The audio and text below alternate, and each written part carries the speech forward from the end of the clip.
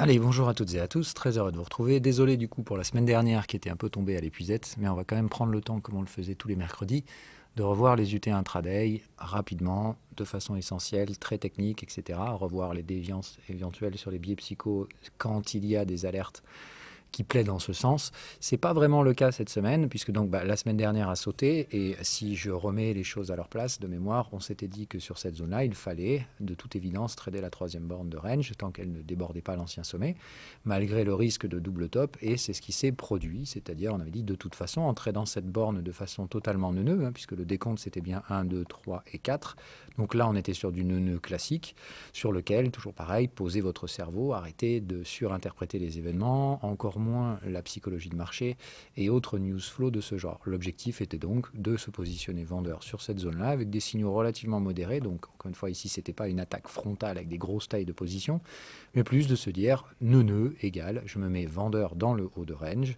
au niveau des Fibonacci. Donc, de mémoire, c'était plutôt par là. Et on vise la médiane du range sans trop de prétention. Objectif atteint pour ma part, quasiment à l'endroit près d'ailleurs. Donc, trade rondement mené, normalement, vous aussi, vous avez dû récupérer vos profits sur ce trade. Voilà, en tout cas, si vous l'avez pris. Sinon, comme d'hab, si vous avez flippé dans le haut du range, oh mon Dieu, on va se faire arracher, ils vont continuer de monter, blablabla, vous avez encore une fois la preuve qu'il vaut mieux exécuter des règles de façon bête et stupide plutôt que d'interpréter à outrance les flux d'informations. Bref, ceci dit, donc l'objectif ayant été atteint, à ce stade-là, qu'est-ce qu'on fait? On a un retour dans le haut du range et comme on l'avait vu ici, à ce stade-là, peut se poser éventuellement une question de qu'est-ce qu'on fait si on continue dans ce range, mais on avait surtout dit, attention, avec beaucoup de prudence, à ce qu'on ne renverse pas les contextes de l'UT supérieure, ce qui est donc maintenant chose faite. C'est-à-dire qu'à ce stade-là, il fallait bien trader cette zone-là, car à l'époque, on avait juste un faisceau de présomption. Là, on a bien retourné ce contexte en daily. Ce qui fait que dorénavant, on ne peut plus vraiment trader le 4 heures. Okay, maintenant, le range, il est en daily, et on va attendre de savoir si oui ou non, il se construit. Ça, c'est pour la stratégie de range, d'accord? Donc là, je dis bête, méchant, neuneux. Maintenant, le range s'extrapole en daily. Si vous voulez trader cette troisième borne, ça ne pose pour ma part aucun problème. Ici, étant donné que la nature des signaux a déjà déclenché, pour ma part, on est dans ces zones-là où, si vous voulez reprendre le trade sur cette zone, c'est faisable. Mais par contre, cette fois, le cadre de gestion du risque, c'est plus le 4 heures, c'est le daily. Okay, donc c'est la seule chose à faire en place. Donc pour ceux qui veulent trader des ranges, stratégie neuneu et ou troisième borne, ici on a une belle troisième borne faisant suite à cette grosse tendance. Voilà. Donc on va voir ici si l'opposition se met en place ou si la troisième borne se fait squeezer. En attendant, pour l'instant, on n'a aucun élément de gestion du risque qui nous invite à ne pas trader cette troisième borne. On a tous les éléments ici qui montrent qu'on a une borne de range fort probable. Bref, pour ma part, je viens donc de réenclencher les stratégies vendeuses qui avaient été prises précédemment. Donc pratiquement sur les mêmes niveaux, l'élément ici qui change, c'est le time frame de référence. Ok. Bon, maintenant pour les stratégies de flux, là donc c'est autre chose, un autre dossier de gestion du risque qu'on peut travailler soit en parallèle, soit dans le suivi pour ceux qui ne font que ça. Je vous rappelle ici de mémoire, en 4 heures, on est en train d'attendre patiemment que le marché veuille bien terminer cette troisième séquence de flux. Pour ça, on l'a dit, ce qui nous intéresse, c'est le moment où les contextes vont réussir à glisser sous cette moyenne qui doit se retrouver plate, voire légèrement descendante.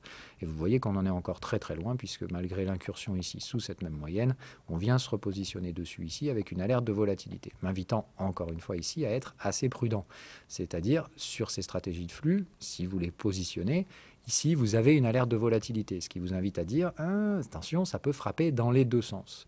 Donc, restons très prudents sur cette zone-là. Le S&P, all-time high, pas all-time high, tout ça, encore une fois, c'est du blabla de ceux qui s'inquiètent de l'actualité et autres sentiments de marché divers. Donc, il faut vraiment rester ici dans le technique, le propre, l'exécution des stratégies quand elles sont dans des cadres dans lesquels elles doivent être exécutées. Ici, en l'occurrence, on attend. Je vous l'ai dit, essayer de choper ce premier flux correctif ne peut être fait que dans la mesure où vous avez un portefeuille d'exposition acheteuse.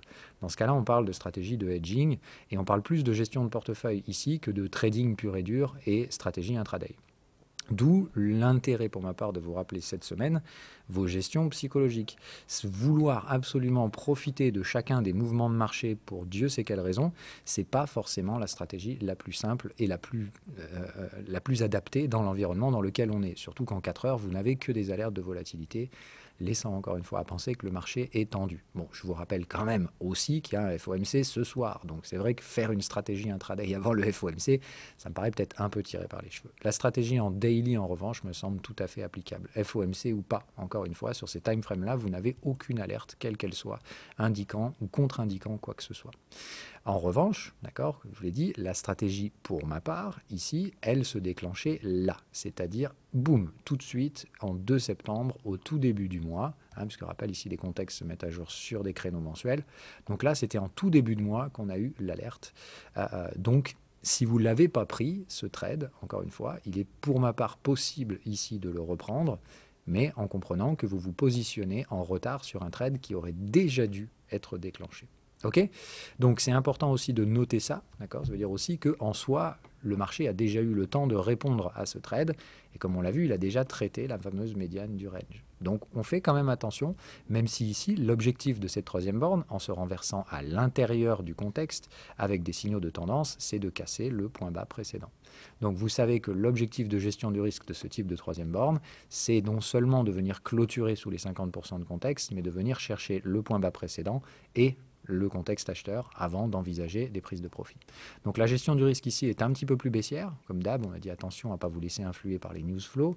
On s'en fiche de savoir pourquoi les marchés pourraient entrer en consolidation. C'est ce que vous dit le biais technique qui a migré sur le daily.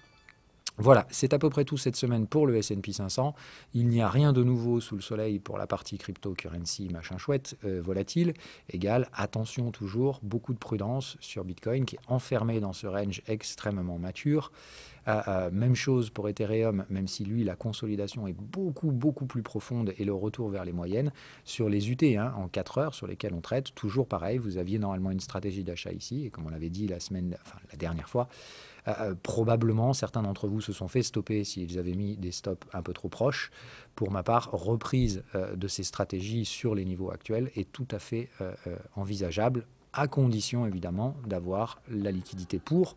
Sinon, encore une fois, ce n'est pas grave. Prendre des stops, ça fait partie du jeu. On ne peut pas gagner à tous les coups. Voilà, dans ce cas-là, la perte est à consommer et on passe à un autre trade, point barre. Pour ceux qui veulent remettre, comme on l'a dit, dans ce cas-là, la taille de position doit être réduite et le stop doit être maintenu relativement loin. Stop maximal, toujours 1500. Si on va sous les 1500, c'est terminé, la séquence est globalement invalidée. Voilà, c'est tout pour les mises à jour. On avait aussi parlé, il me semble, en coup de vent du dossier Atome, sur lequel un flux en 4 heures pourrait éventuellement s'installer, à condition d'ores et déjà de fabriquer un bottom. Et pour l'instant, on en est toujours très loin, et comme vous le voyez, en daily, en plus de ça, on est toujours complètement enfermé dans ces patterns de squeeze. Donc pas assez de volatilité, n'interprétez donc pas les signaux quelconques qui peuvent se produire, et puis là encore une fois, la gestion du risque se produit sur le mensuel. Voilà, je vous souhaite à toutes et à tous une agréable journée, et à bientôt.